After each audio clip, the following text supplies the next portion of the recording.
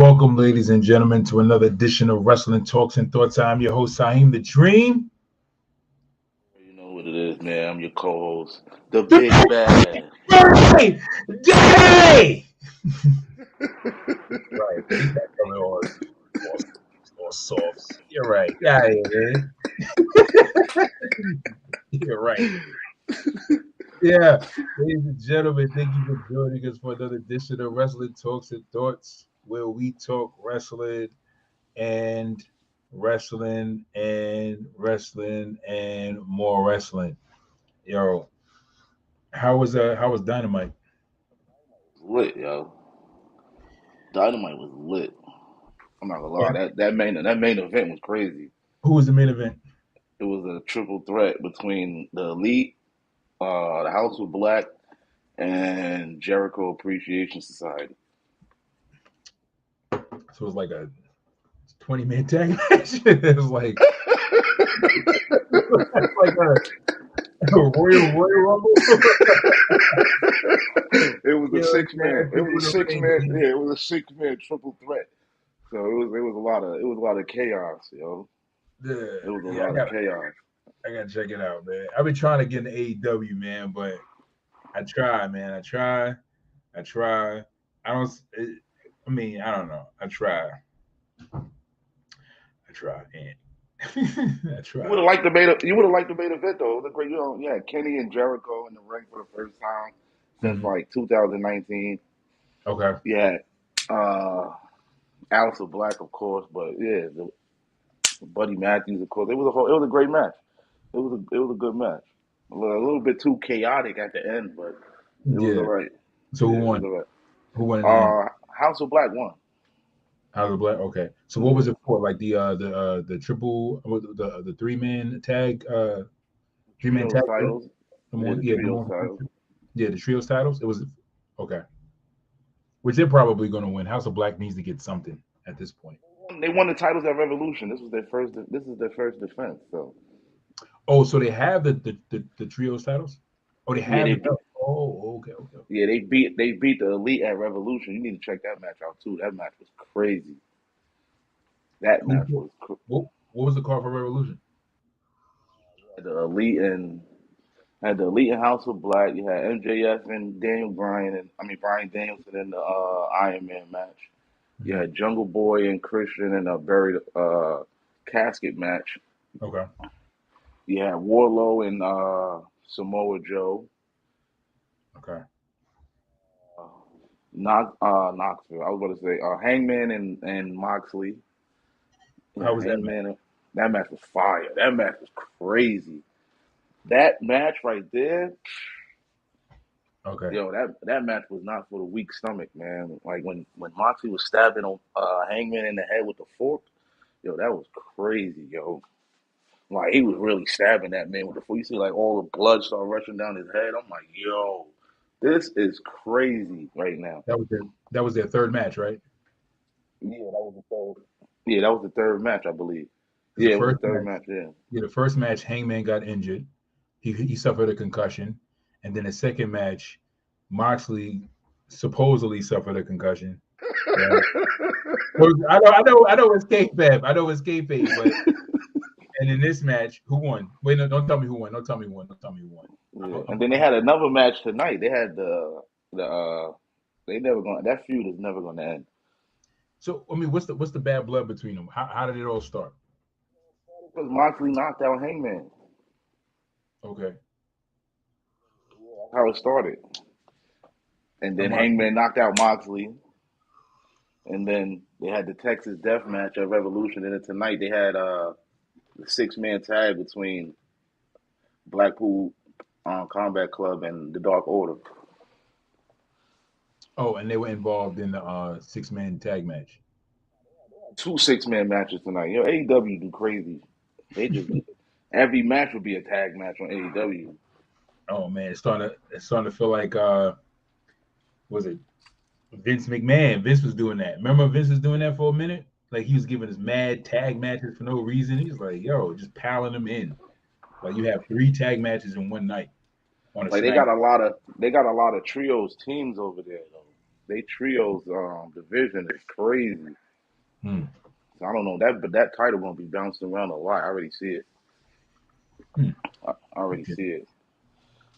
But it was a Yeah. good main event though. You would have liked it. It was alright. A lot of Yeah. high flying, a lot of super kicks. I'm gonna get back. I'm gonna definitely get back to you on that Moxley and Hangman that Revolution match. I'm gonna get back to you on that one. Yeah, that match I'm, was crazy. I'm gonna look it up. I'm gonna look it up. I'm either. Nah, yeah, I ain't got time to watch it before I go to sleep. Do I got time? I don't know. If I watch it before I go to sleep, how the match is like what 30 minutes, 45 minutes? And then Mox went at it, yo. Daniel Bryan and MJF went at it for 67 minutes. It's not on YouTube, right? You never know what AEW haggers. But Yeah. I got the link though. If you need, I got the link. Yeah, drop that link. Yeah, I got the link. Yeah, I'm gonna need that link. So who's MJF next feud? Is he still going on with Daniel, or is Daniel done after this Iron Man match? It was kind of interesting because they had this rebar mitzvah tonight, and then they got interrupted by Jungle Boy, Darby, Sammy, yeah, Jungle Boy, Darby, and Sammy. Yeah, that's what interrupted. So we don't know who his next opponent is going to be. It's going to be between those three. It looks like, but most likely it looks like it's going to be Jungle Boy. So Jungle Boy is feuding with MJF. This is a serious feud. That's what it looks We like. talk It might about be Darby. It's either going to be Darby or Jungle Boy. It might be a triple threat, but yeah. You talk about Darby. I think it should be Darby. Jungle Boy. that's Jack. It's Jack Perry now. He go by Jack Perry. Jack. So it's not Jungle Boy anymore. It's Jungle Boy Jack Perry. He got a foot. He needs to stick with Jack Perry. Oh my God. It's like, no, come on, man. Because you want to name. I'm saying that for like, branding purposes. Like you want a name that sticks. Like you want something that's like gonna resonate where people gonna take you seriously. Like I know like you be like, you be like, yo, Luchasaurus, man, like, yo, you gotta watch his matches. And I'm like, if you telling me to go watch some guy named Luchasaurus, I ain't watching the Luchasaurus. But you know, overall, like the Jungle Boy and Luchasaurus are nice. Like they have great matches. I ain't gonna lie. Like beside the names, they really do have dope matches. Like they're the truth. But it's like hearing that name, like it's like, yo, man, you gotta check out Jungle Boy, the AEW. I'm like, Jungle Boy. But nah, though, man. Like he's next up. They building him to be a baby face. They building Adam Cole to be a baby face too. So I know he apparently had some kind of a career threatening injury that he had. Yeah, he's back. He's not having his first match until like the end of this month though. They got it announced and all. So he's still recuperating. Yeah, basically. Okay. All right. So I figured. And what happened with so Fish is gone, right? Yeah, Bobby Fish is out of there. Kyle O'Reilly's still hurt. Yeah. Kyle Yeah. O'Reilly's still hurt. He's been dealing with a lot of injuries after he suffered that broken jaw. No. That was Finn. Finn suffered the broken jaw. Well, but Kyle got hurt that match too, though, right? Well, the second match, the rematch they had, Kyle supposedly suffered a broken jaw, a fractured jaw. It's like you don't know what. It's like you know the real injury. Finn really broke his jaw, but when it comes to like it happening to the next guy, you're like, this is story. Like this is all for the story. So, but that's what happened. That's what happened. Kyle broke his jaw. Finn then broke his jaw. He broke Finn's jaw. Then Finn broke his jaw, but he fractured it. So I mean, technically broke it. With something serious right now too. I forgot what it is, but he's been out for like 7 months. Uh, O'Reilly, right? Really? But Kyle's gonna be out longer. There's no timetable on him. Adam So will be back in a couple weeks. What kind of injury did he suffer? I forgot what it was. I forgot what it was. I was just talking to Keys about it too. I forgot what it was. Hmm. I Okay. forgot. But it's something serious. When I heard, I'm like, damn, he might not come back. It's like that. Know his timetable. They don't. It's been like 7 months since Kyle Riley's been back, bro. And when he got hurt, they didn't. They basically like swept it underneath the table. Like you don't know if he was hurt or like his contract was. You don't know what it is really. Hmm. Wow. But he was a former Ring of Honor champion, right? I don't think Kyle was a single world champion. I know he was a tag champion. Him and Fish. No, I think he was. I looked it up. No, he was. No Ring of Honor shit. Everybody been champion over there. So Man, let me see. Kyle O'Reilly. He was a I think he was a former O'Reilly. Spud was probably a former Ring of Honor champion. Either was O'Reilly or Fish. One of the two. Yeah, no, yeah, he Even was. Yeah, he even was. worse. But Fish to be a champion. Yeah, yeah. Yeah. He was a one-time Ring of Honor champion. Kyle O'Reilly. Know that. And he was a one-time Ring of Honor New Japan Pro. Okay. Yeah. Tag champions. Yeah, when I looked him up, I was like, oh, he was a Ring of Honor champion. That's crazy. Like, well, at least he got like a well-respected title, you know, Gonna before do he with get. him when he? I don't know what they're gonna do with him when he comes back because Kyle's the tag team. Well, he could do singles, but he's Mhm. always been known to be a part of a faction. So Yeah, they try to give him that like that singles push when he was in NXT, but Andre says, "What's up? What's up, Andre? Dre, what's up, man? Miss you too, man." He said, "Miss the Undisputed Era." Uh, yeah, man, I miss the Undisputed Era too, man. They had that one good run. We had that conversation. We talked briefly about it. We touched on the topic of if how would it look if the Undisputed Era came to the main roster? What would do the with them? most dominant. I think they would have been more dominant than the Bloodline. Not not the you think so? Nah. If they I would have, mean, if they would have let them run wild like how they was in NXT, yeah. getting all the gold and beating everybody up, stuff like Yeah. that. I mean, I think they would have had like a good run, but as far as be as dominant, you mean like hold the belts as long as like Roman did and as the bloodline? Nah, Adam Cole, he's not believable to hold the title for 1,000 days. Not Adam Cole. CM Punk run. Yeah. I mean, yeah. I mean, I don't think. I mean, I think. I mean, yeah. But they will probably book him strong. They'll probably give him like a lengthy run, maybe close to a year, if anything, because they know giving him that long run will legitimize him for potential like future runs or anything else. Andre says, speaking of the bloodline, do you think they should bring in Tamina, Nia Jax, and Naomi? Um, I think they should have did that a long time ago because right now at this point, um, they're about to be this. They're about to separate. They may what I think they may do is have Cody win the belts at WrestleMania, the undisputed titles, and then separate it with Cody.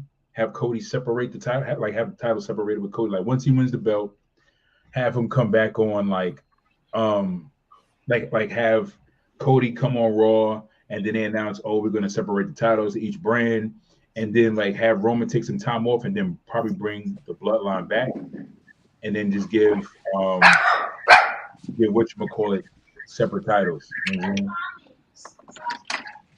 That's what I think. Um, but as far as the Bloodline, I don't know, man. I don't think the Bloodline is gonna really. I think right now at this point, I think they're pretty much like at their rope. I think they're like, at their rope. I think they're really like, I think it's time for them to kind of like, I don't know, man. I think it's time for them to let it go right now. They need to let Cody have his time. They need to let Finn have his time. You know what I'm saying? Like they need to start, allowing other wrestlers to start moving up through the ranks to get that title reign, or just separate the titles. Even if Cody just took the world heavyweight title off of Roman, I'm cool with that. Roman just kept the Universal title. I'm cool with that, and let Roman keep it, for another year or something like that, or however they do it. Like play with it a little bit more, so they can. I was thinking. Like I was telling Keys, I knew that Nia Jax thing was a one-shot deal. I think so. Cause what are they holding her for? Mania's around the corner. Uh, That was a one shot. I knew it was like, cause that Either, would have been a perfect. honestly, it's either that or because by Rumble they already got their Mania card set. You know what I'm saying? So I think right now. it was too late to kind of add her to do anything. So I feel like what they probably did was they probably like brought her in so now she can continue to train and get back in wrestling shape. You know what I'm saying? So she can come back the day after Mania, or you know what I'm saying, or the week after Mania, whatever brand she's gonna be on, and then go from there. Because at some point they're gonna have her fight Doudrop. Why Doudrop? Because he can say versus Doudrop. They always want to put big people against big people. Yeah, they do. When Yeah. When what's his name? Yeah, Braun first came back. He fought. Who they throw him against? Omos. Yeah, they did, and I think it was too soon, too quick. I think what they should have done. Andre says no. It's Piper Nivens now. Oh, I'm sorry. You're right. Piper Niven. My bad, Andre. You're absolutely right. Piper Nivens. I think. So I think. I want to address something that Ant had talked about earlier. Yeah, I think they need to do. I think they need to do more with whatchamacallit. We'll do more with Nia. But anyway, go ahead. So Ant, you really believe that Grayson Waller and Johnny Gargano fight outside his house yesterday was better than Austin Pillman and Triple H Orton? Baby, you had an infant there screaming, "Daddy!" That's the reason why you think it was better. I gotta see it.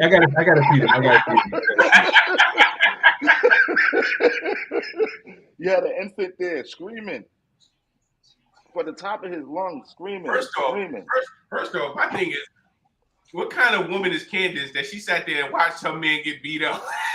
Dude, what was she supposed to do? Put the baby in the walker in the playpen and come out there with a broom or something, like help your man. Like these things got a rape broke across his back.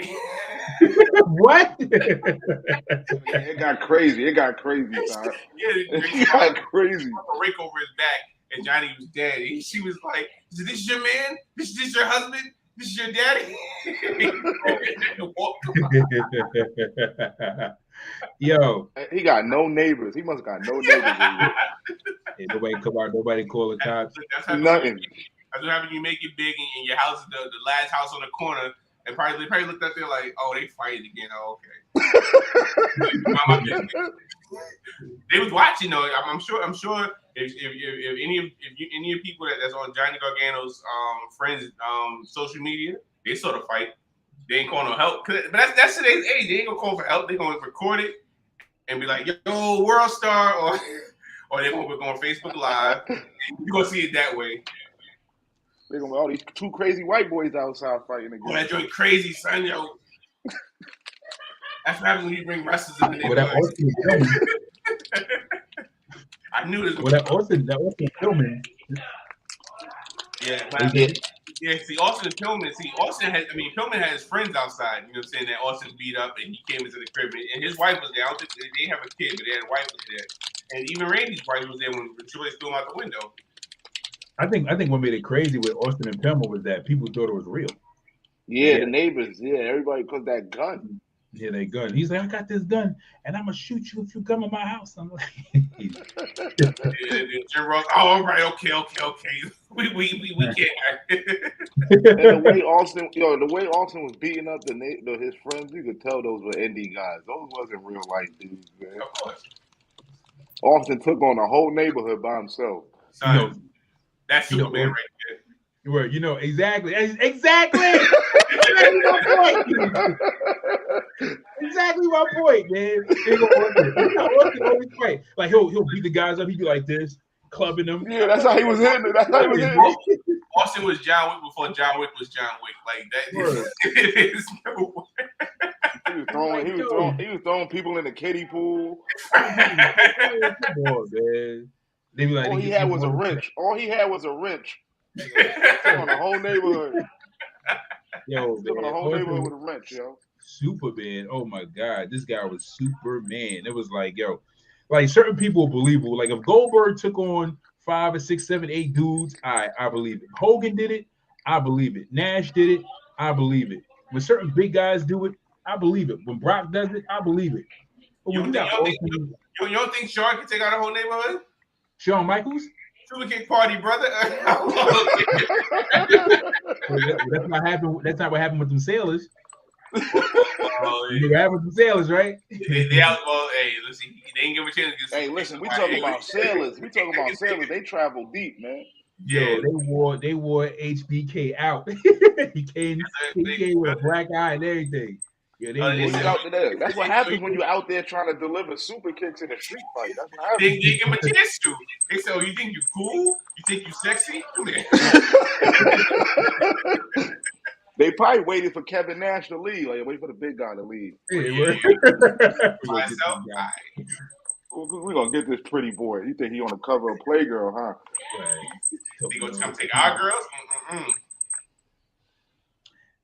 Yeah, man. So that's what you. So that's what happened in NXT yesterday. Yeah, yo. If it's not the NXT parking lot, they bringing it to your house. You feel me? Everything happens in the parking lot. Like I feel like everything happens in the NXT parking lot. So I was thinking about Mania week. So NXT stand and deliver is at 1:00 that Saturday.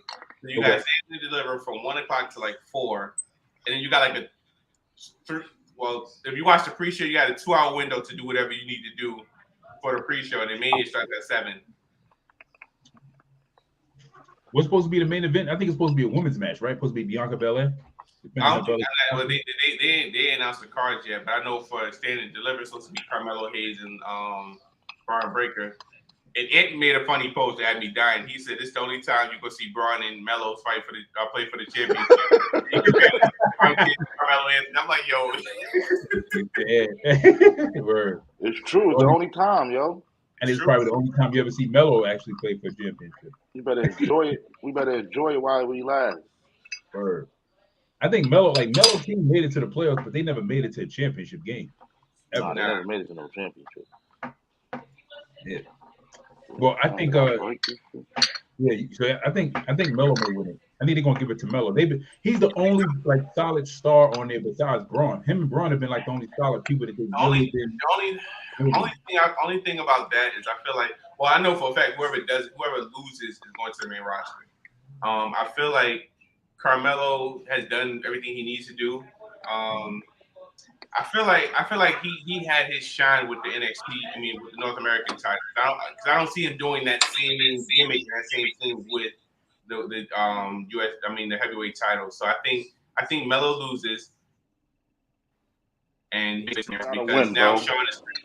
I think Sean can kind of relax because if you think about it, they're building Wesley the same way as Carmelo. You know what I'm saying? So if you think about it, Wesley and Carmelo is kind of interchangeable. So Wesley will be that next guy if Carmelo, decides to go to the main roster. And then they got Dragon Lee, so they got people that could hold down that spot with Carmelo on the main roster. So I think Melo loses and goes to the main roster. But they put Melo on the main roster. Right now they're really trying to fill some slots and build some more entertainment.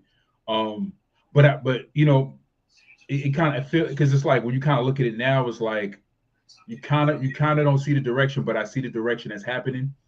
because Triple H is really building a roster like NXT. Like he's giving us substantial champions, like people who are going to hold the belt for a substantial amount of time, so that when they lose the belt, you know what I'm saying? Like it's a more of a buy-in. People are going to buy more into the champions because they're expecting the champions to be legitimate, or they're trying to build legitimate stars, or really find that diamond in the rough in those divisions to where that belt gets put on that person. People are going to be like, they deserved it. We can rally behind this person. Like even with Seth, like we know, like once Seth get the belt, people are going to rally behind Seth, and Seth is going to have a long reign. You know what I'm saying?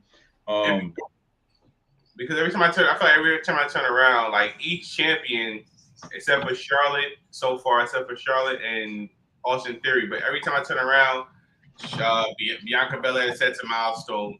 Gunther sets a milestone. Of course, Roman and Usos set milestones all the time. But I feel like every week it's like Gunther sets a milestone. Bianca sets a milestone. So you know what I'm saying. So I feel like, and then we put more, because typically we wouldn't think about, oh well, they've been champion for like 100 and some days. We don't think about that stuff. But then we but they make it on it. So like you said, every day all the champions have substantial runs, which make, I see. Yeah, because like how much more rewarding was it when Keith Lee won that belt from Adam Cole? Even though it was for a short period. Nobody was there, so it wasn't a moment. Right, and outside of he didn't have it long because he ended up losing to Karrion Kross maybe like what a month, 2 months later. Yeah. 3 weeks, I think. Yeah, he definitely didn't have it long. Yeah, I think. And that was the worst finish in the NXT Championship match ever. Why so? Because the Kross's finisher. Look how big Keith Lee is. You telling me one forearm to the back of Keith Lee? Keith Lee has no neck. Are you telling me a forearm gonna take him out? Yeah, I hate that finisher with a passion. Oh yeah, I hate him and what's their names on NXT? Oh, Gallus. Yeah, oh my God, bro. Oh, so they switched it up. You saw they finish on NXT last night. So one of the guys were pretty deadly on his shoulder. He hit the ropes and he jumped and hit it with a knee, and the knee turned into a spinning flapjack. It's still whack, but it was better than whatever they were doing before. I mean, it sounds dope. Somebody explain flapjack. I'm like, understand it, but I'm fired. I think it's for Jay. I'll take anything over what they had, bro. It was still whack, but like you said, and Pretty Deadly's hosting Stand and Deliver. So I'm like, Miz hosting WrestleMania, Pretty Deadly's hosting Stand and Deliver. So Jay, you said something that really sparked my interest, that really intrigued my interest. You said like when you started to name all the champions, you named Gunther as being one of the people who set a milestone. So he's on 277 days right now as champion. Mm-hmm. By the time we get to SummerSlam, he'll be close to a year. Wait, hold on. Matter of fact, I'm bugging. One minute. Yeah, he won it June 10th. So we all know had the record, right? Huh? He had the record at SummerSlam, right? Who had the record? The SummerSlam, he'll be Honky Tonk Man, right? Nah, if he makes it to SummerSlam, so July, August, that'll be 2 months. That'll be 60 days on top of 365. Nah, because Honky Tonk Man, held the belt for 454 days. So he'll still have like maybe another. So is it 365? So 30. Oh, you need mommy to go? Yeah. 4. I think he's gonna hold it till Mania next year. I think he's gonna 438. So he would need more months to break Honky Tonk's record. So he would need to have he would have to go past SummerSlam. So if he holds the belt all the way up until all the way up till October. If Gunther holds it till October, he'll break his record. The next year WrestleMania. I think he should. I honestly think he should hold it all the way up until like next year WrestleMania, or to like Yeah, to like really get that build, like to really build that prestige back to that title, and then they give it to somebody else who's next in line. That's like another person that they're looking at, like, yo, all right, this is somebody coming up through the ranks. We're gonna put this belt on them and give them a substantial ring. It don't have to be as long as Gunther's, but it has to be substantial enough to where people can see that person as the person that's believable of taking the belt off of them and then being the next guy, because that's what that IC belt was for. So, but I definitely think that Gunther should definitely hold that belt until like next year. I think he might be. I think he might end up being double champion. So the Bellas was at Dynamite tonight. You said, yeah, the Bellas was there last week. Yeah, they were backstage.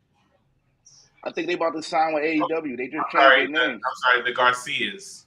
They're no Yeah, longer they changed their names. Yeah, I think they about to sign with AEW, yo. Well, Nikki said they have no interest in joining AEW, but like you said, I think they're gonna join. I think they're gonna join with Soraya and Tony Storm and Ruby, though, the Outcast.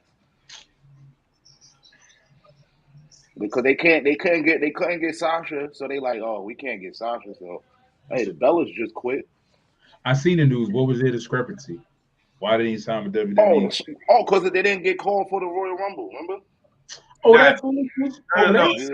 I think it was that, but I also believe it was more so like what they call creative differences, because at Raw 330 or something like that, they didn't want to acknowledge Paige and Sasha as starting the women's revolution. And they kind of feel the type of way about that, but you don't. This is age. You don't stop worrying about everybody else. You know what I'm saying?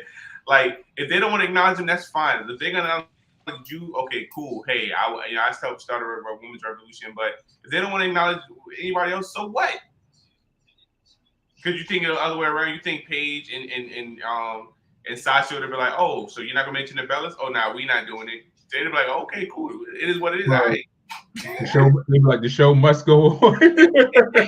Yo.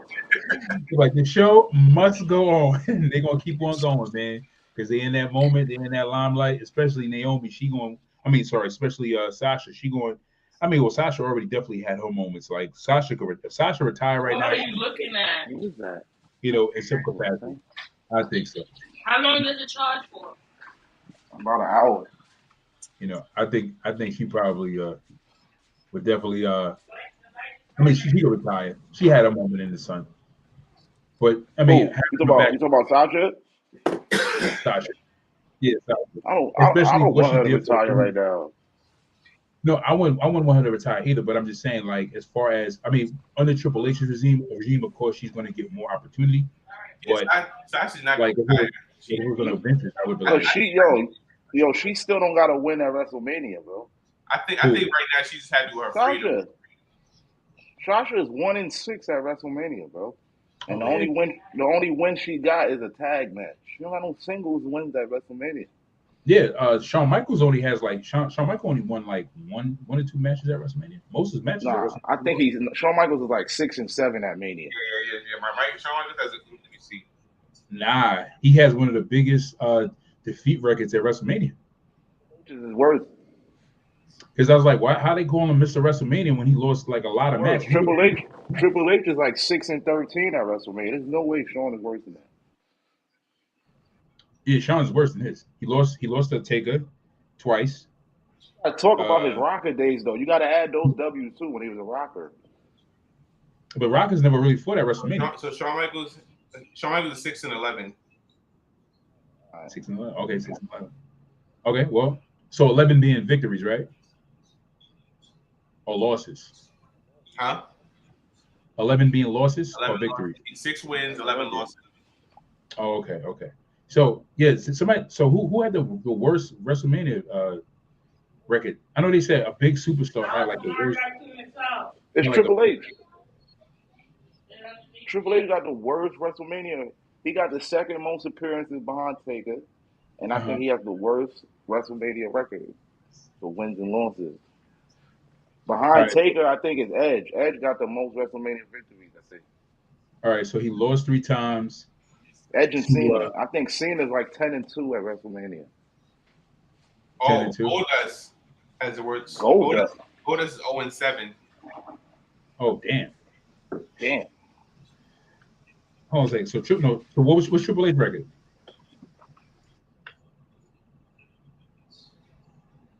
Let's see. Because his last WrestleMania match, he beat Batista. He lost 3 times to Undertaker. He lost to John Cena. He lost in that triple threat match. He lost to Warrior. Triple H the Ultimate Warrior. Triple H is he lost to Warrior. Triple H is 10-14. Damn. 24 WrestleManias? Wow. Wow. That's a lot. It's almost 30, yo. He's second behind Taker, and I think Cena's after that. He's supposed to take it. Triple H is supposed to be 9-15. I still feel Sting should have won that match. But catch Undertaker's previous interview. I don't know, Jay. You think Sting could have won that match? What match? Well, after his match with Seth, I kind of was happy he didn't win the match because I'm like, well, he's out the door, so. Nah, Sting against Triple H at WrestleMania. I feel Sting should have won that match. Honestly, my honest opinion is I feel like he should never had the match with Triple H. Should have felt like he should have had the match with Undertaker. That was It either should have been Taker or Vince McMahon. Yeah, he should have beat Vince at least. Yeah. Taker had lost, so but I don't think they wanted Taker to have 2 losses at Mania. Did Taker have 2? Yeah, Taker had 2 losses at Mania. They had 2 losses. So he had one loss at Mania at that time. He only had one loss. So I don't think Vince would have brought him in and had him beat Undertaker. So I feel he should have beat Triple H at least. It was like when it was so weird because it was like when Roman fought him, I was like, Roman's gonna beat him. Roman's gonna win. We know Roman's gonna win. And I know a lot of fans are like, oh, he's gonna lose. I'm like, nah, he's gonna win because they want to put Roman over. And they feel like the best way to put him over now at this point is to have him lose. Have him beat Undertaker. Speaking of Taker, right? Taker just got a recent interview, and they go back to the streak. Mm-hmm. He went up to Edge and asked Edge to break his streak, and Edge told him no. Edge said no. No, he didn't go to Edge. I think they wanted Edge to beat him. And Edge said no, but then Undertaker didn't know about it. So when he found out about it, he went and asked Edge about it. And Edge was like, nah, I respect the streak too much. Like, nah. Yeah, that was a great decision. And it was a great decision. You know what? I think Edge would have been better than Brock because of the long history that they had. I didn't like Brock beating them. Like, I think they still was a last minute call, but I don't think that Brock should have been the one to beat him. Like, I don't think so either. If Brock was a full timer, yeah. All right, I expect it. If anybody, I feel like Triple H or Shawn should have been the one to, because it would have made more sense. But yeah, I feel like Kane, Triple H, Shawn, Kane, or Edge or Batista. I feel like it was either. I feel like it either should have been Triple H or Edge. I agree with you with Edge. I agree with you with Edge, and the reason why I say Edge is because I agree because of the history, and then also because of like the history, but then also because just like. It just amounting to something like all together. Like I feel like with Brock, it didn't really mean anything. It was like, well, him and Brock did have history. They did have history. Yeah, but then look how the last match between Taker and Edge ended at Mania. Yeah, that's why all coming to full circle. Yeah, Edge has never beat Taker at Mania. Right, that's true. Yeah, I would prefer. You would have been fine if Batista broke the streak, son? No. Why not? They got history. Him and Taker had a 1-year feud, bro. They main evented every SmackDown pay-per-view for 1 year straight, bro. You said what? They main evented SmackDown pay-per-view for 1 year straight, bro. They did, right? You remember when they had the brand pay-per-view, it was only SmackDown Superstars and only Raw Superstars. Yeah, right. So SmackDown had like an AEW schedule with pay-per-views. It was like every other month. Right. That's because they didn't have anybody. They had nobody, man. So I mean, did Batista ever beat Mr. Kennedy? They had Mr. Kennedy then. Why you laughing, Jay? Why you laughing at Mr. Kennedy? Yeah, why you laughing at Mr. Kennedy? He was dope back then. He beat 7 world champions. He pinned 7 world champions, man. Yeah. So did and Baron Corbin was the last person to beat Roman Reigns. Does anybody ever care about that? No, nobody I cares. still don't believe that. I didn't ever seen the video to that. Like the video. I haven't seen it either. Baron, what episode of Raw was that? Unless he's talking about like a tag match or something. He went to announce his is this before the cancer speech? Like, yo, I'm going to remission. Probably. It was probably around that time he was like before his punishment was over. Because remember he was punished for the drug. So Roman Reigns was last defeated. Well, the Tribal Chief hasn't lost a match clearly in 3 years. His last defeat came in 2019 in a match against Baron Corbin on an edition of SmackDown. Disqualification? Corbin era, right? Is it Corbin era? Wait. So this says SmackDown. This says at TLC. That's the era. That's when Roman was. Ziggler interfered. That's when Roman put the dog food in Corbin's mouth. Oh, you remember that? He was like, "You the big dog, huh?" Oh yeah, I remember that with our dog Ziggler brought out the dog food. He was like, "We got some for you. You got for the big dog." He put dog food in Roman's mouth. That joke was hilarious, yo. I thought about that. And I was like, yo, that was hilarious. He gave him dog food, so I put it on his face. He's like, "We got something for the big dog." The big dog hungry. Wasn't that when that was hilarious. I don't think he played Roman though. I think FTR was with Corbin around that time. Oh, was it FTR? Who? The Revival. The Revival. Around that time. Wait, I know Corbin wasn't by himself when he handcuffed him. Was it? It might have been Dolph. It might have been Dolph. It was Dolph. It was definitely Dolph. 100%. It was definitely Dolph. Dolph. And Rude, right? And who else? Bobby Roode too. Yeah, Bobby Roode. Yeah, that's when he was the Dirty Dogs. Right. And he was like, "Yeah, you the big dog." He's like, "Yeah." Like he said, "We know you got something for the big dog." He said, "I know the big dog hungry." And they went under the ring and they got the dog food. They had a dog bowl. He put the dog food in his mouth. What's the coincidence that dog food is under the ring, right? Right. But the big dog, man, big dog get hungry, you know. Big dog was hungry, yo. Give some dog food. Yo, I like dog food, man. Yo, so y'all believe what y'all hearing about the Bray Wyatt news? I believe he might be injured because I feel like the Uncle Howdy thing was kind of like a throw in, you know what I'm saying? But I still feel like it's still gonna be Bray versus Bobby at Mania. I think whatever. In catering? He got injured in catering? A lot of stuff happens in catering. He probably got injured in his last match. That's probably what it was. He only had one match against LA Knight. He's probably injured. But you know what it is? Like R-Truth said, if you don't put tartar sauce on the fish, it don't taste good. So Bray probably had fish without the tartar sauce, and he just messed up his stomach. And Meltzer saying he might have walked out of WWE. He might have walked out of the company. If that's the case, his career is done. If he's done, if he leaves for whatever reason he leaves or decides to leave, and at this point I'm like, it's not that I don't care. It's just like, dude, like, what excuse you got now? Like right now, you can't blame Vince. We can't blame Vince. You know what I'm saying? Triple H is giving you free reigns to do what you want, and I know Vince is probably pissed that he came back, but. Most anticipated comebacks of the year. Right. Yeah. And you just bounce.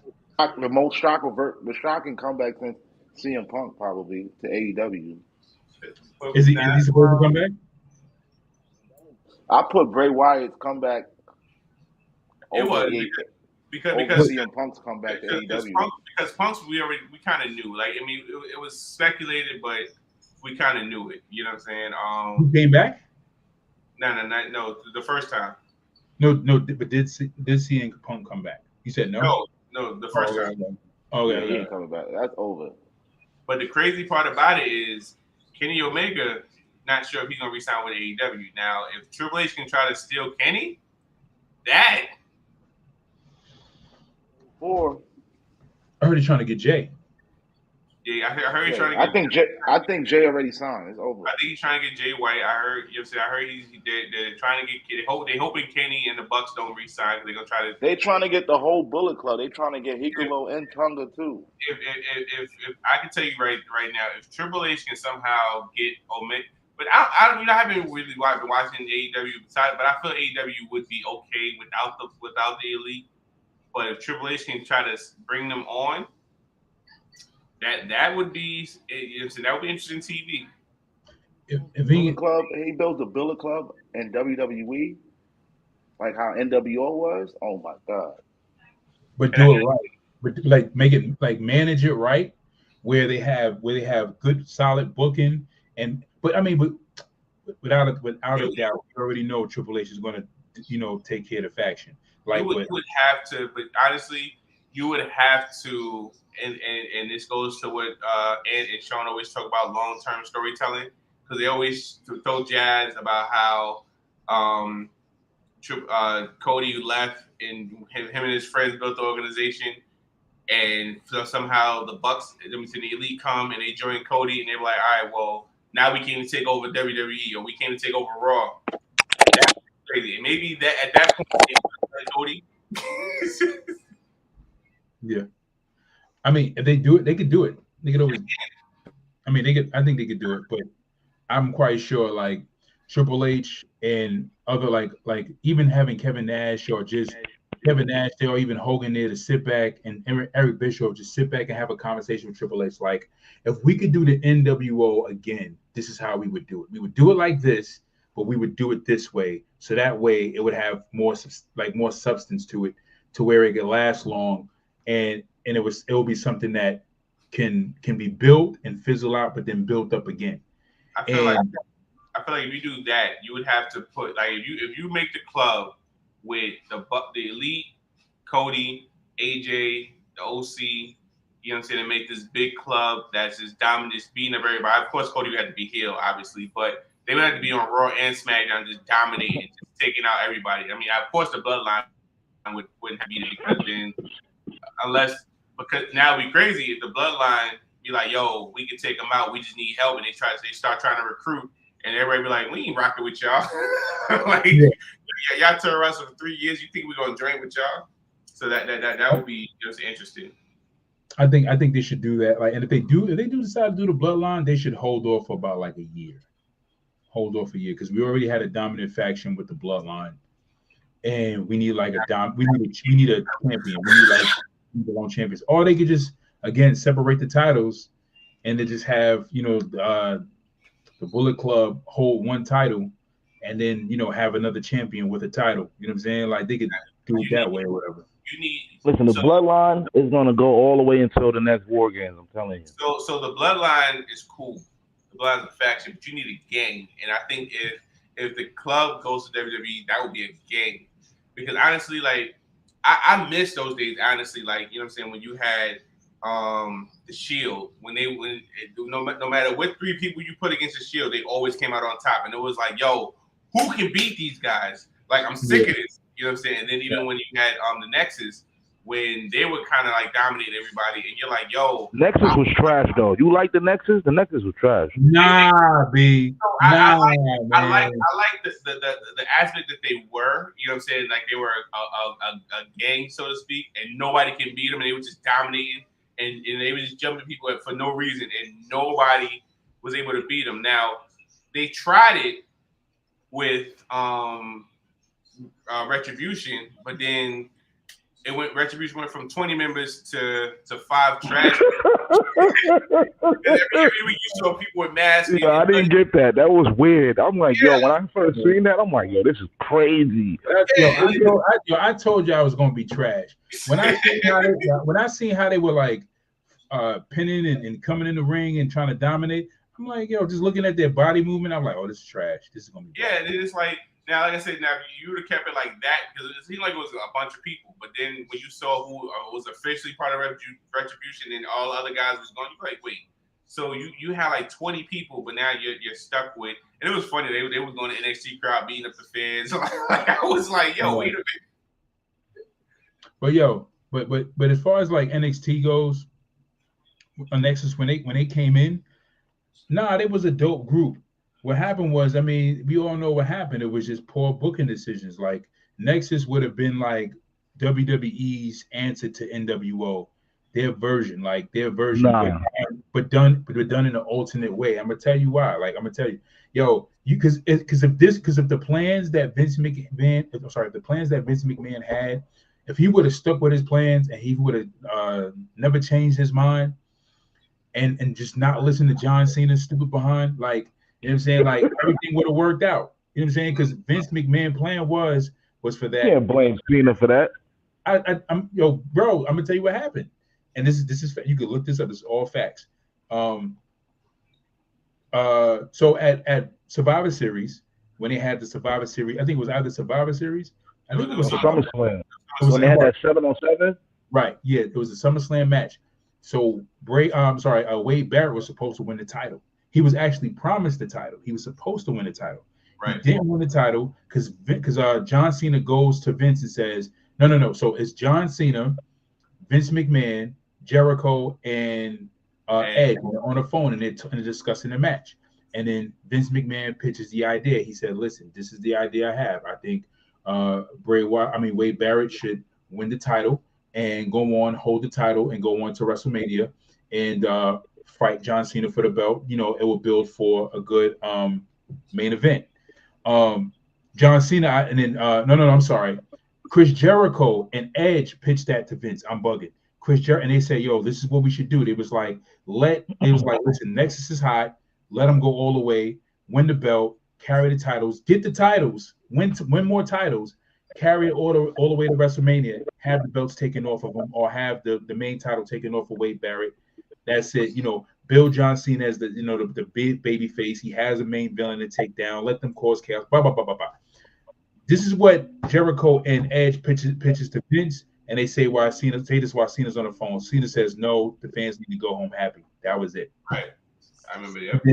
And then Jericho talks about it, how they had the conversation. He was like at that moment, he said John didn't realize what he had at the moment or what could have been. He said because John's place as being the top guy was already solidified. He said, but here it is, you got this fresh young talent that you have the opportunity to put over as legitimate superstars who we have to think about future pay-per-view events, future superstars and future shows to add more intrigue and interest and entertainment factor. And then it was like we have the opportunity to sell a major storyline that can go down in history as being something that could have been like big. It could have been big because if Wade Barrett would have won that belt and went all the way to WrestleMania with that belt and fought John Cena.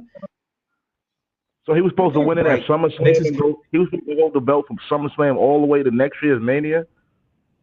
All the way to next year's Mania. And lose it to Cena? And lose it to Cena. That was the plan. And it's so crazy because when that SummerSlam match happened, I was like, Mania would have been though? What Mania was it? 22? No. It wasn't the one where he fought The Rock. It wasn't the one when he fought Shawn Michaels neither, right? Hold on a second. I'm about to find out right now. Was it the one with Miz? That gotta be the one with Miz. Nah, let's see. That was the worst WrestleMania main event ever. That was the worst Mania ever. The year Miz main evented was the worst Mania ever. Nah, I loved it. You know, I'm gonna tell you why. I never watched that Mania. You know that? You know why you watch? I never watched the year the Miz faced Cena, bro. And The Rock hosted the Mania. I never watched that Mania.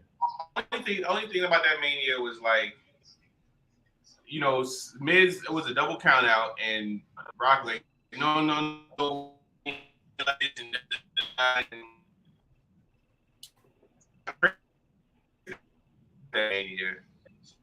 I remember like it was yesterday. Me and my ex, we were on vacation, and we were supposed to stay longer, but I'm like, nah, we gotta get back to the crib. She was like, why? I said, yo, it's WrestleMania. She's like, so you cut our vacation for wrestling? I said, absolutely. Yo, what other match was on that card that year?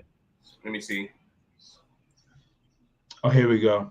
It was I never SummerSlam. watched that Mania, bro. It was SummerSlam 2010. 2010. That's the year he did fight Rock. No, that wasn't the year. That definitely wasn't the year. That wasn't the first match. It was 20. So SummerSlam 2010 is where Nexus fought John Cena for the belt. Wait, they fought John Cena for the belt. All of them? Nah. How did the match go? Team It was a WWE. 7-on-7. I thought that's when they had Bret Hart come out. Yeah, John Cena, was Bret Hart, Chris Jericho, Daniel Bryan, Edge, and John Morrison. And it was Wade Barrett, Darren Young, David Otunga, Heath Slater, Justin Gabriel, Michael Tarver, and Skip Sheffield. That's a lot of people, bro. Okay, so all right, so that Mania. So the first match was Daniel Bryan versus Sheamus. Oh, the 18 seconds. Right. The Great Yo, Khali. he got a crazy pop that year. They was cheering Daniel Bryan then, bro. So They booed Sheamus that year. So Great Khali won the Battle Royal, Andre the Giant Battle Royal. Edge and Christian beat Del Rio and Brodus Clay. Cody Rhodes beat Rey Mysterio. Big Show, King, Kofi Kingston, and Santino. That was for the Intercontinental title. Cody and Ray. It had to be. Probably. Big Show, King, Kofi Kingston, and Santino Marella beat The Core. Randy Orton beat CM Punk. Michael Cole beat Jerry Lawler. See, The Undertaker beat Triple H by submission in no holds barred match. John Morrison. That was the best match on the card. John Morrison, Snooki, and Trish defeat Dolph Ziggler, Layla, and Michelle McCool. Come on. And then The Miz beat John Cena. But what was the main event though at 2011? Cena and Miz. That's 2011. Now WrestleMania 27. Yeah, 2011. 4/3/27. 4/3/11. So that was the Miz and Cena. Yeah. I So told you. So that mean that Miz cashed in on Randy. Yeah. Yeah. So Randy. So hold on a second. So if that Wade Barrett situation would have worked out, Randy would have never won the title. Miz would have never been world champion. Yeah, it would have been better. Yeah, because Miz is world champion. I never felt it. I'm gonna be honest with you. I like Miz as champion. I stopped watching wrestling when he won. I'm not gonna lie. That's when I started watching wrestling, bro. I stopped watching wrestling when John Cena kept winning. I was like, no, I kept watching to see him lose. I'm like, yo, he gotta lose someday. One day he gonna lose. Yo, when John Cena won that title over JBL, I was like, yo, we about to be lit. Nah, I was hyped for that. Then it was like the first 3 Raws. I'm like, yo, what's happening? I'm like, this dude is not rapping anymore. I'm like, yo, this dude went straight white meat. I'm like, yo, what's happening? Like, yo, he just so like, yo, bro, you a sellout, man. Like, you did that. I'm like, you appropriated the culture, dog. I can't do this, man. I said, yo, you didn't like when he got drafted to Raw? Nah, he was whack. He didn't rap. He didn't do anything. He had still wearing the jerseys though. Huh? He was still wearing the jerseys. Who? Yeah, I mean, of course he was wearing the jersey because he was trying to look like what he used to be. He was a shadow of what he was, man. Yo, he need to come back at WrestleMania as that. He should come back as that. If he come back at this Mania as Thugonomics, that would be lit. Yo, Cena has not been the same Cena since. We have not got the old Cena. Yo, The Rock was the only person that brought it out of him. And when he did it, he even came out and said, I'm only doing this one time and one time only. Yeah, but then he came out at Mania. Remember, he came out at Mania at Thugonomics. Remember? Yeah, but he did it after that. After the fact, The Rock got on him because The Rock had to pull it out of him. Because The Rock was like, because the whole feud between The Rock was like, what are you doing? Like the guy we brought into was not the guy that we see now. So now, we buy into you, and then as soon as you get the championship, you turn over and turn to some other guy. You turn into the person that Vince McMahon would have never put the belt on. If the John Cena that we see right now and the John Cena that everybody's like, oh, we love him. Like, yo, that John Cena would have never gotten that John Cena would have been mid card at best. Stuck Yeah, in he the would have mid. been. Yeah, he would have been US. And you know who would have had all the love and all the fame? Who? Randy Orton. It would have went all to Randy because in actuality, who John Cena was pushed to be the main babyface, but it was really supposed to be Randy Orton. But the reason why I didn't get in it, because remember, Randy Orton won his world title before Cena did. Yeah, I know. Yeah. Yeah, and the reason being was that Randy was just too immature. He was too immature backstage, and Triple H kept going to bat for him and vouching for him, and Triple H was like, "Listen, I can't keep doing this." And then I guess, this is what I believe happened. I can't say this is to be fact, but this is what I believe happened because it just makes sense in the story. Like they were really pushing him to be the main babyface. That's why he was under Triple H to groom new talent. And then when Vince started to see how the fans were cheering for him as a heel, they was like, "Yo, that's the guy. Like he's the generation. He's young." It was like he has the look. Like, yo, we can push him. Then what happened was he was just messing up backstage, doing all the antics, whatever, doing the crazy stuff. And the Vince was like, "You know what? This is what we're gonna do. We're gonna punish him. But this is how we're gonna punish him. We're gonna reward him, and we're gonna take it away to show him what he could have been and what he could have." How long was he champion for? When he won the first world title, Yeah. he had it for like 22 days.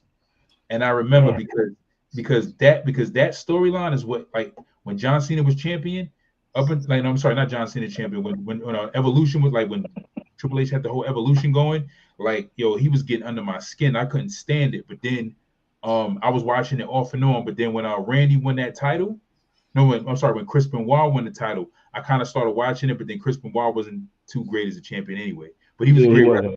He's one of my favorite wrestlers, but he wasn't too great as a champion. But then I kept watching it for the Evolution storyline. But when I found out that Randy Orton won that belt, I was like, he won the belt? That's when I started watching it again. And then when I started watching him, I was like, yo, that's the guy. That's the guy right there. And I knew it. But when they took that belt off of him, it was because of his attitude. He wasn't mature enough to represent the company. And they took that, they gave it because they already knew how he was prior to giving him the belt. But that was a punishment because once they took the belt off of him, he was just losing matches. They put him on SmackDown. They had him have this feud with Undertaker, and they said it was actually that feud that he had with Undertaker that Vince kind of looked at him again and was like, you know what, I'm gonna give him another chance. And then Randy got his second chance, and that's when John Cena got the torn pectoral muscle. That's why Vince just came out and just handed him the title without a match.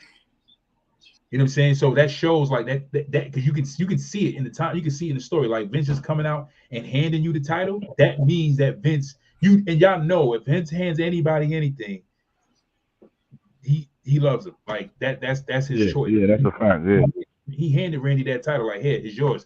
Triple H is like, all right. He was like, yeah, you got to hand it to you, but you have to earn it. And then Triple H took the belt off of him. Triple H, and then he had that, Triple H had the 3 matches in that night. And it was really just to get fans to buy into Randy. And Randy got the belt back, you know what I'm saying? But that's what Randy was supposed to be the guy. It wasn't supposed to be John. It was Randy. But Randy messed it up. And then we were stuck with John. Go figure. Now go figure. Word. Now when you look at now think about it. When you look at it now, right? When you look at it, right? Just look at John Cena's career and look at Randy Orton's career. If you had a choice, looking at John Cena from when he won the title, he won his first title all the way up to now, to when Randy won his first title all the way up to now, who would you choose? Cena. You would still choose Cena? Get the out of here. You just saying that just to be saying that. Are you serious? Yeah, I would choose Cena because he's a babyface. Over Randy? Yeah. It had nothing to do with talent. Are you Ant, you serious? I'm just going with money. I'm thinking about what sells more. No, I'm saying, listen, if you take away, because think about it, right? Take away the machine behind pushing John Cena. Take away the machine. Take away the machine that because again, it's the machine makes money. He makes money is because Randy Orton will have 2 shirts printed, and John Cena will have 5 different versions of a shirt printed. That's the reason why he's going to. You know what I'm saying? Like they'll have 2 pieces of merchandise for Randy Orton and have 5 or 6, 7, 8 pieces of merchandise printed for John Cena. Like they'll have 5,000. You can say the same thing about Roman right now. Every week Roman got a new shirt. Exactly. That's what I'm saying. And then you got somebody like Finn Balor, right? I'm sorry, like Judgment Day. You got the Judgment Day, right? They got like 1 shirt printed. But then you got right. That's what I'm saying. You got 6, 7, 8 shirts printed for one faction. So of course they're gonna sell more because they got more merchandise.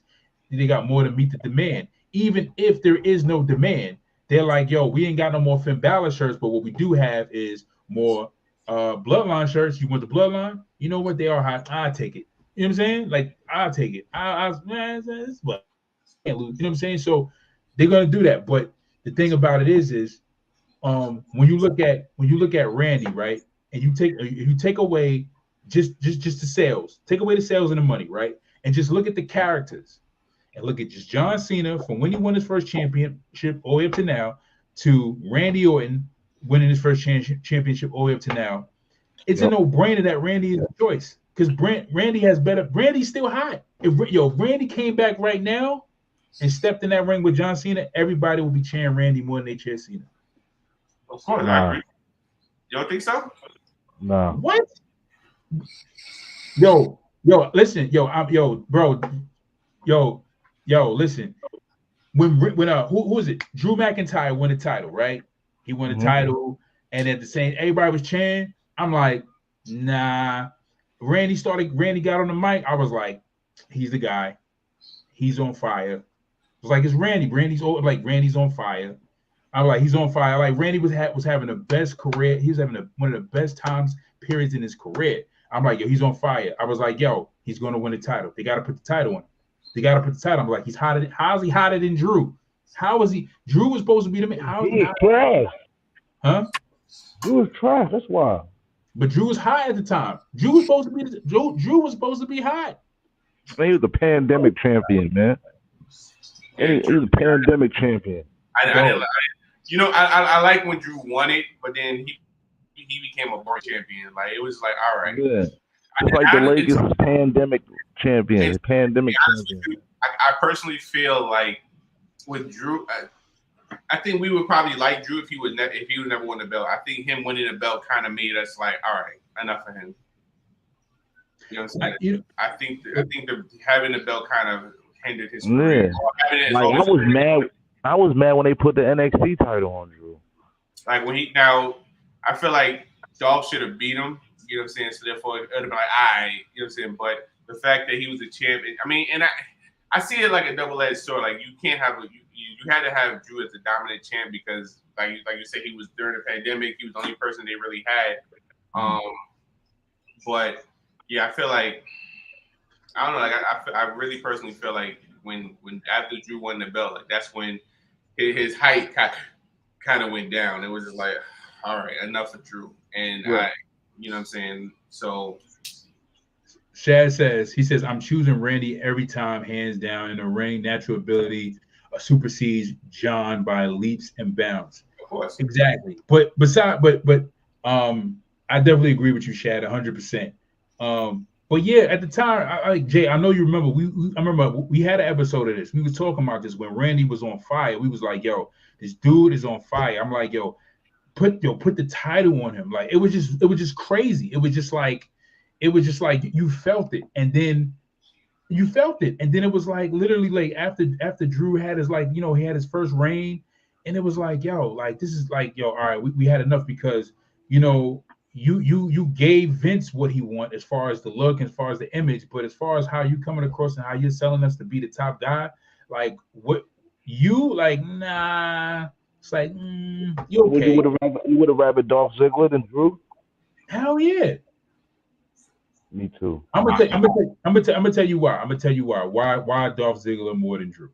Because I feel like one, Dolph Ziggler is gonna give you a better match. That's number one. Number two, Dolph Ziggler can sell you a better character than Drew. On a mic, I think I could be quite equal. Hell no. But I personally for feel Dolph says, what Dolph tells you, for what Dolph says, to how it translates in the ring is better for Dolph. From what Drew McIntyre tells you and how it translates in the ring is like, and then it's just like something about Drew just says, I'm giving you what you want, not who I am. You know what I'm saying? Like for Dolph, it feels more genuine. For Dolph, for Drew is just like he's just giving us what he thinks we want, what we want. It's just like it don't feel. I don't know how to explain it, but it's just like you don't do it for me. Like I'm just like, no, okay, all right, okay, Drew, okay, all right. You know what I'm saying? It's like, all right, Drew, yeah. You have a little witty line, but anyway. Shad says Drew isn't over with the fans the way that he could be. I personally still feel his TNT run is still better than his current WWE run, title or not. Probably.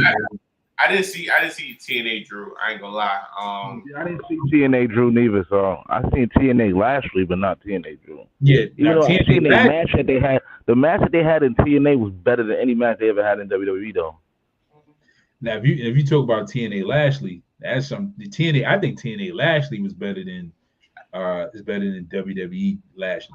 But again, as I tell people all the time, like especially one of my coworkers, WWE kind of handcuffs and kind of like don't let you be as free as you want to be as a superstar. You know what I'm saying?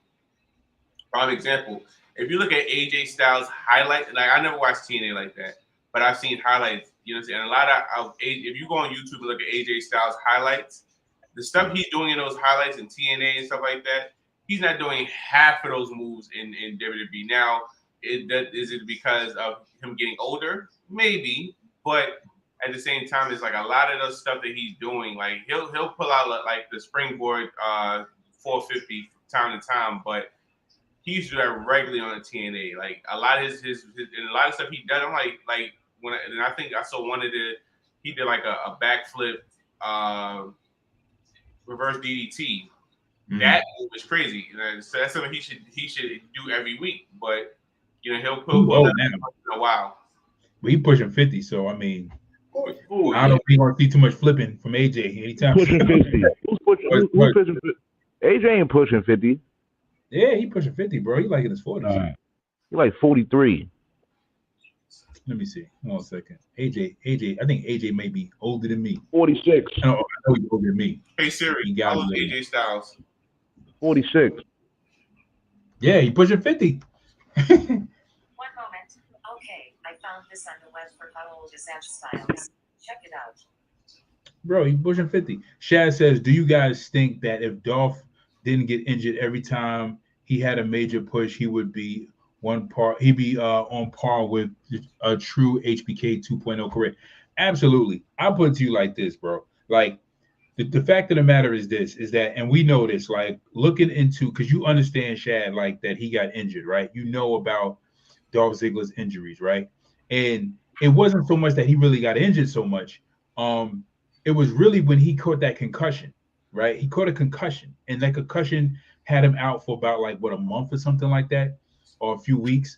And Vince McMahon was like, we're going to take the title off of him. Now, the truth of the matter is, if you go and do some research and look more into the story, Pat Patterson was the one that was actually advocating for Dolph Ziggler to get the title, because Pat Patterson seen the potential in Dolph and was like, yo, Vince, I think you should push him. He's great. You need to use him, utilize him. He's a great talent.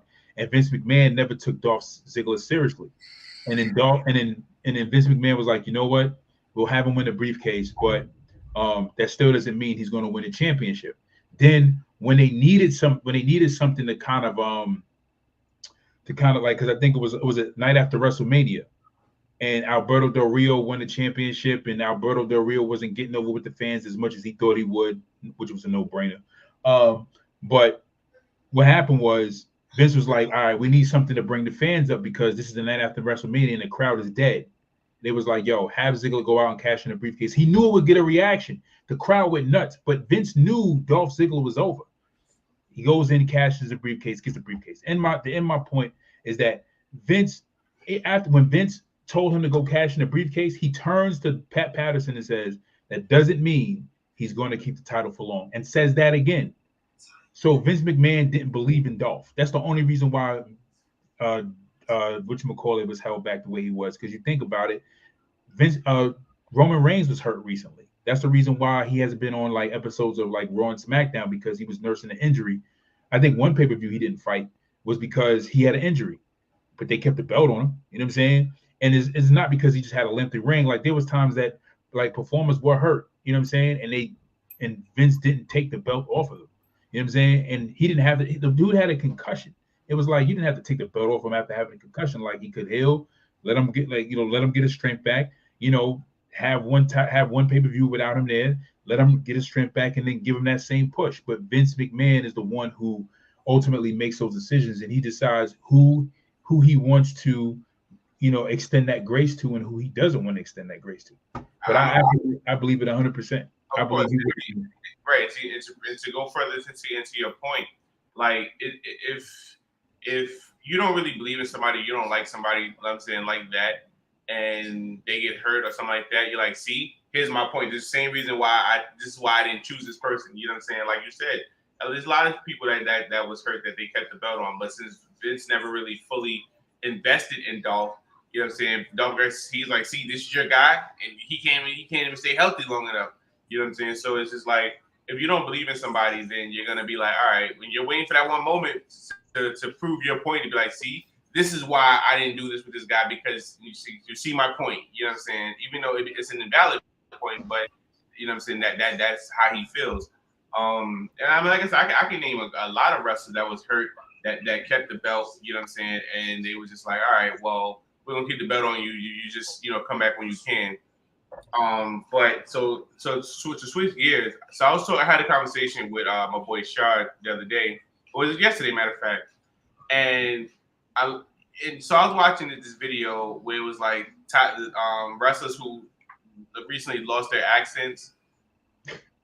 I never really took into account or into effect that when you're a wrestler, you have to be more than just you know what I'm saying, athletic and stuff like that. Like, you have to be creative. You have to be, universal.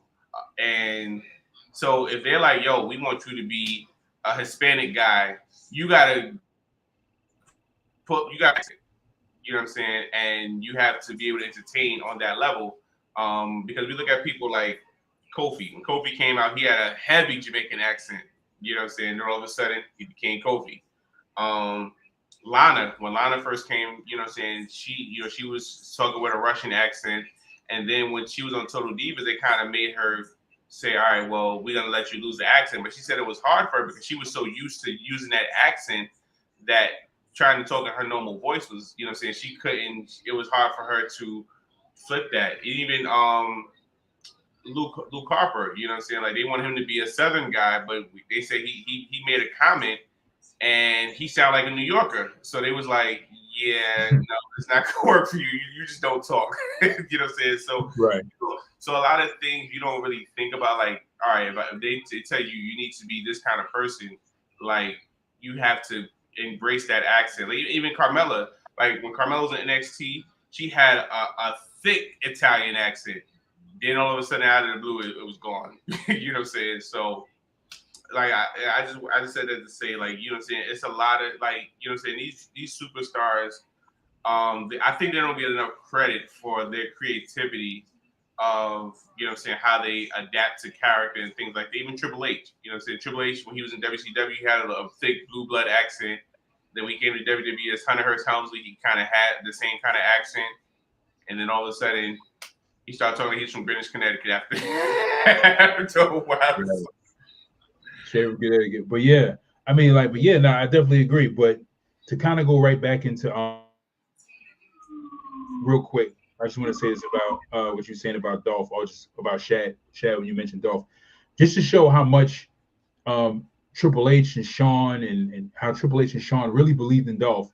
When before Vince left, when he went back down to NXT, he won an NXT title. Right. They would have never made the decision if they didn't believe he deserved it. If they felt like Dolph was a jobber and felt like he was just like, this mid-carder who, was just good for putting over other superstars, him going back down and beating Braun Breaker for that title, You know what I'm saying? Just to have it for that month.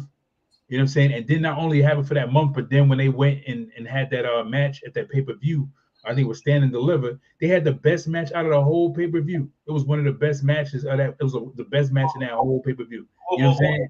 Well, Dolph puts on the show regardless. You know what I'm saying? You said what?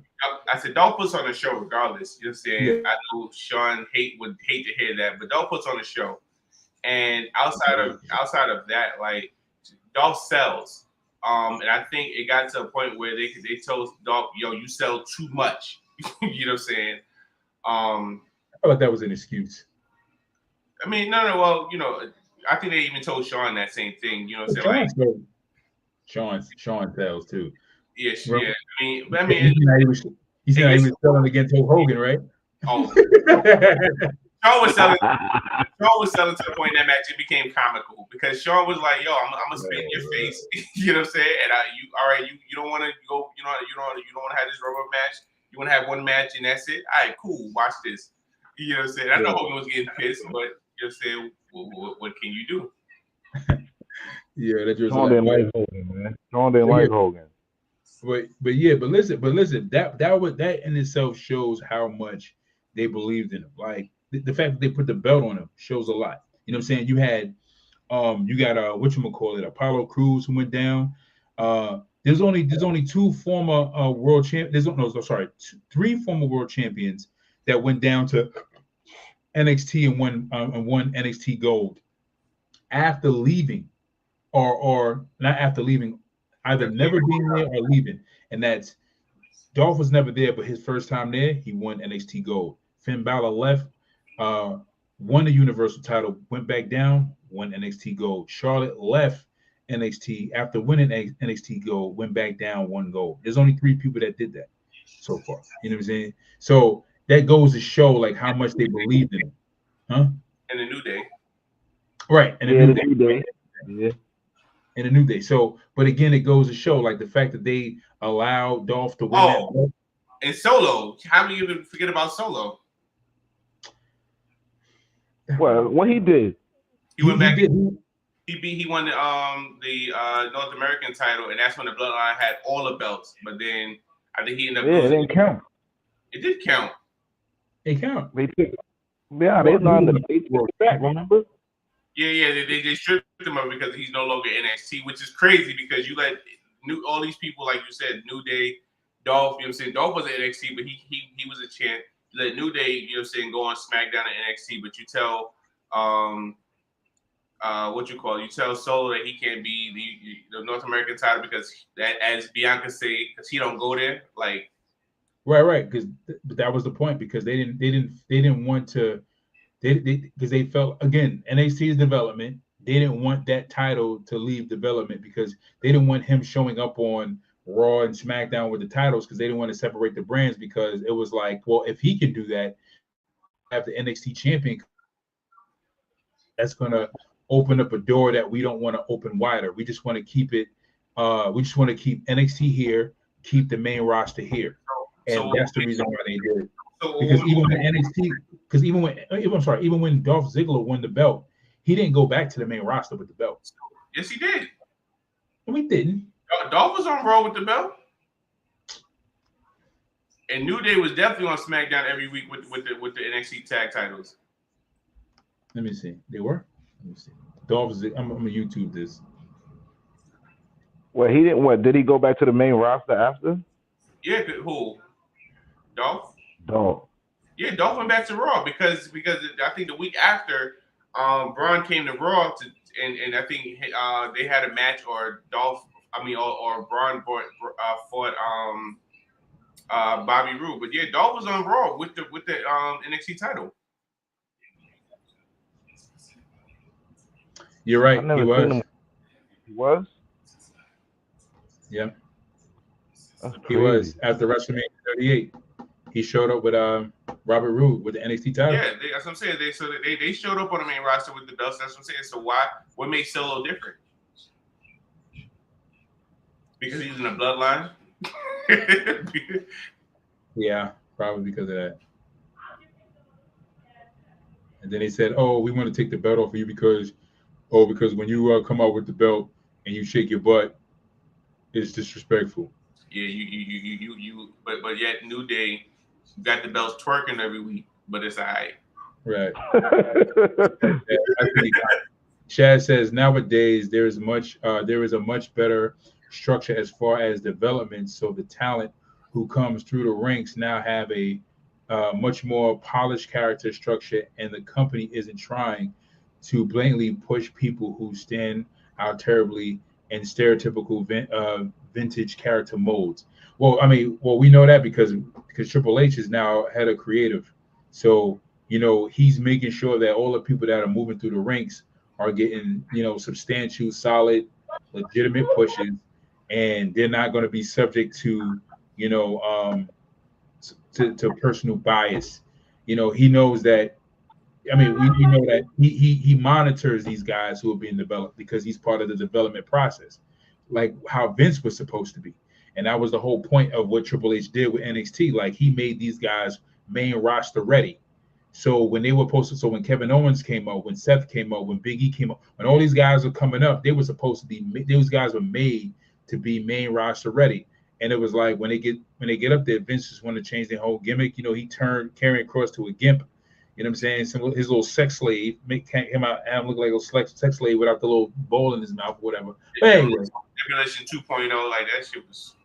it was trash, straight trash. It was so bad that when Karrion Kross came back, Triple H had to help him. They had to revamp his character. Like, yo, let's clean you back up and make you the killer, make you the Karrion Kross that we were intending you to be. He needs to cut his hair. He needs to cut his hair because he got soft with his hair. Yes, I know he needs better moveset. His moveset is soft. His moveset is terrible. A back body drop, forearm to the back of the head. Yo, Dolph Ziggler's fall. Speaking of Dolph Ziggler, remember when Dolph Ziggler used to put you in that big sleeper hold and put you to sleep? Mm-hmm. Yeah. Fire. Karrion Kross does it. He's choking you out. I asked this question before. What makes the sleeper different from the coquina clutch? Different from the cross jacket? Different from the Karabuta clutch? Like, what makes all these? The name. It's the names. The Karabuta clutch, or the cross jacket. The cross jacket is different because it's really just the what's the cross jacket? Whose move is that? It's a chokehold. It's a crossface chicken wing without the crossface. It's just a chokehold and your arm behind your back. Oh, he puts his arm behind your back? Who? I know he wraps his leg around your arm, but who's that? The cross jacket. Who does the cross jacket? Karrion Kross. Oh, I'm bugging. I'm thinking the cross jacket belongs to Oscar. Oscar does that. I'm bugging. Oscar does the chicken wing, right? Yeah, Oscar. Well, yeah, Oscar lot. Yeah, that's a chicken wing.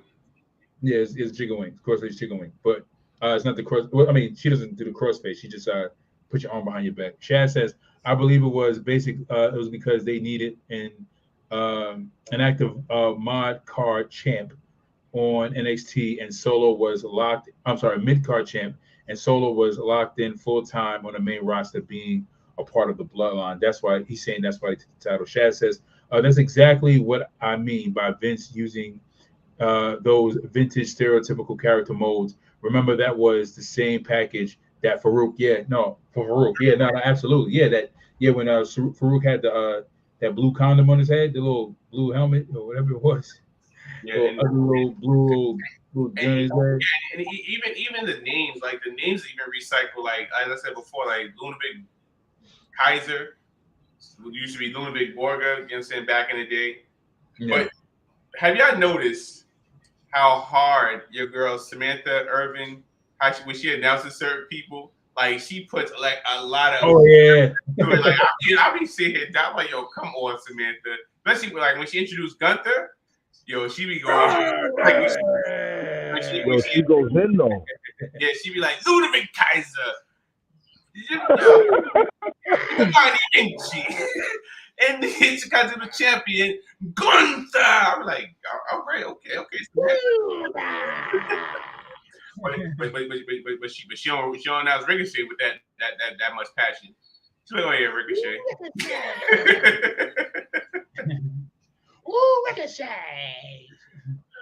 Boy. I'm like, okay. I'm like, all right, you go, girl. I heard her. I heard her when she was announcing. I was like, oh, you go, girl. She was like, "Gunda." She said it with so much. She was like, she was really. Gunda. You know, she She put a foot in that. The put a foot in Intercontinental Champion, like showing us everybody else. Ludwig Kaiser, Giovanni Vinci. She gets an Italian accent when she announces Giovanni, but then in the United States Intercontinental Champion, Gunta. I'll be like, oh, right, Samantha. She definitely does go hard. All right, man. It's 1:40. I need to go to bed because I gotta wake up in the morning and make this money, man. Yeah, man. Money. So we want to thank you guys for joining us for another edition of Wrestling Talks and Thoughts. Thank you for your comments. Appreciate you, Shad. Appreciate you, Andrea, Joe, dropping by, dropping some comments, chopping it up with us. You guys are watching, check us out on YouTube. Check out our page. Like, comment, subscribe. Check out our videos and our previous discussions. Drop some comments in the comment section below. Keep the conversation going about wrestling, what's going on. And also, catch us as we go live every Wednesday at 9 or 10 p.m. We will post beforehand so you guys will know. But join the group, and become a part of the group so you know when we post up what time we go live during that day on Wednesday. And also on Friday nights after SmackDown, we're going to try to go live. But more than likely, we'll keep a post up, let you guys know if we're going live. But join the group. You'll know when we go live. Subscribe to the Facebook page. You'll see the post there, and you'll know what time we go live and what day we go live. All right. So we will catch you guys next time. I'm your host, Saheem the Dream. Hi, your boy J Mac Main. Before I go, I got so next show I got an idea of what we can do. So I was sent a post and it was interesting. So I think the next show we should all give our top 10 favorite theme songs of all time. Okay. And we should break that down. And also shout out to Mom Dukes. Today is my mother's birthday. She turned 18 today.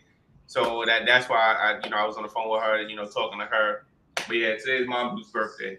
Happy birthday, Miss Craig. Even I know she ain't gonna watch Happy birthday.